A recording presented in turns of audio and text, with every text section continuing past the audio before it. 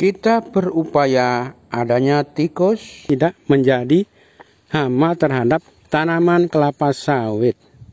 Assalamualaikum warahmatullahi wabarakatuh. Apa kabar semuanya? Semoga selalu dalam keadaan sehat walafiat. Kalau bibit kelapa sawit ini kita sudah tanam, maka kita harus betul-betul perhatikan selama 3 tahun minimal. Untuk itu ikuti video ini sampai berakhir. Inilah gejala awal serangan tikus pada tanaman kelapa sawit yang masih kecil. Jadi kelapa sawit itu yang paling rawan saat-saat umur mulai nanam sampai umur 3 tahun. Itu rawan terhadap hama tikus. Yang kedua terhadap Oryctes, terhadap kuangwung. Jadi kita harus selalu kontrol. Kalau sudah ada gejala seperti ini, kita harus tahu ini gejala apa. Ini tanda serangan hama apa, sehingga kita tahu bagaimana mengendalikannya. Ini kalau seperti ini harus kita kasih racun, karena yang jelas tikusnya ini lapar, mencari-cari makanan. Yang mau dicari ini apa? Tunas mudanya yang manis. Tapi ini belum sempat sampai di dalam, zona keburu siang, sehingga istirahat dulu. Jangan sampai nanti malam juga dilanjutkan kembali. Kalau toh nanti malam akan kembali, maka kita siapkan memang ini umpan beracun. Umpan beracun kita siapkan. Kalau toh nanti malam mau datang kemari. Kanan kirinya ini cuma semak-semak. Kanan kirinya semak-semak, sehingga tikusnya lapar. Tidak ada makanan lain, sehingga mengerat pelepah paling bawah. Kemudian lama-lama dilubangi, lama-lama sampai di dalam, sampai di pohon yang di dalam, yang rasanya manis.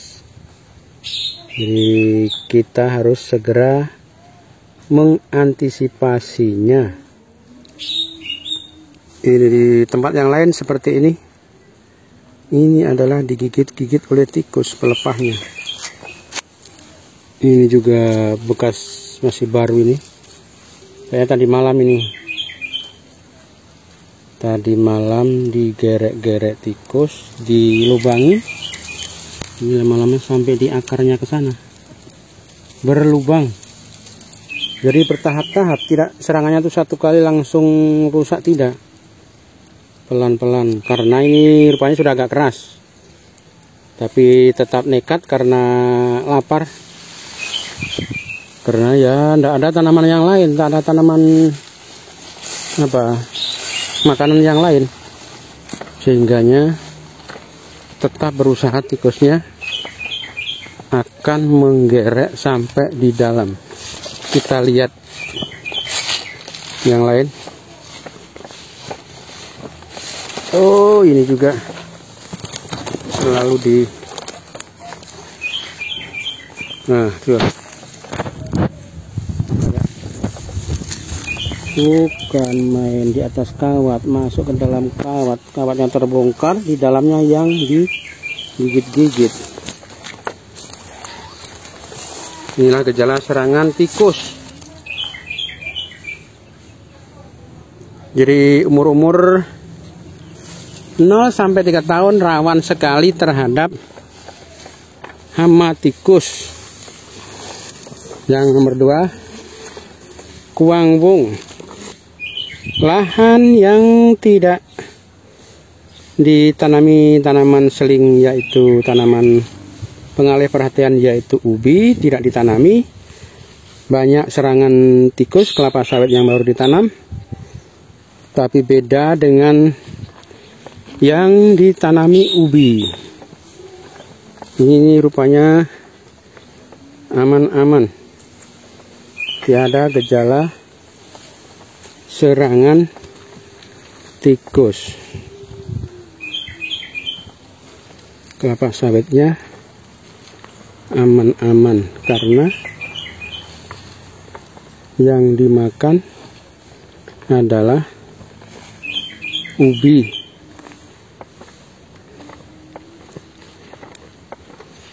Ini ubi yang digali-gali, ubi yang dimakan. Ini ubi yang dimakan, sehingga kelapa sawitnya aman-aman. Ubi yang dimakan ini kesana ini. Iya, ubinya yang dimakan ini.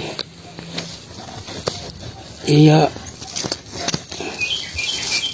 ubi kayu yang dimakan, dibikin lubang ke sana, diikuti buah umbinya ke sana. Tikusnya ngikuti umbi, memakan ubi kayu, sehingga tidak memakan kelapa sawit. Jadi kita harus tahu bagaimana pengendalian hama terpadu. Beberapa macam cara kita terapkan sehingga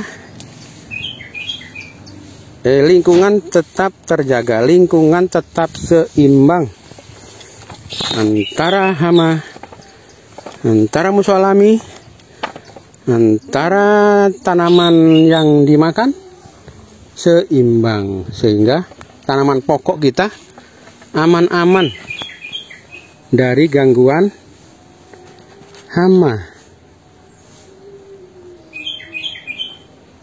Jadi ini sepanjang lorong tertanami ubi. Terbukti alhamdulillah kelapa sawitnya aman-aman. Jadi ubi bukan berarti untuk dikonsumsi, tidak. Tapi tujuan utama bagaimana pengendalian hama terpadu kita terapkan, mengalihkan perhatian hama tikus, bagaimana supaya tidak menjadi hama terhadap tanaman kelapa sawit. Sebaiknya sebelum menanam kelapa sawit, menanam dulu ubi kayu, sehingga hama tikus lebih memilih ubi kayu daripada kelapa sawit. Oke, sekian, mudah-mudahan bermanfaat, mudah-mudahan berkah. Yang belum subscribe silahkan subscribe, like, komen, bunyikan lonceng agar selalu mendapatkan video-video kami selanjutnya. Saya akhiri, wassalamualaikum warahmatullahi wabarakatuh.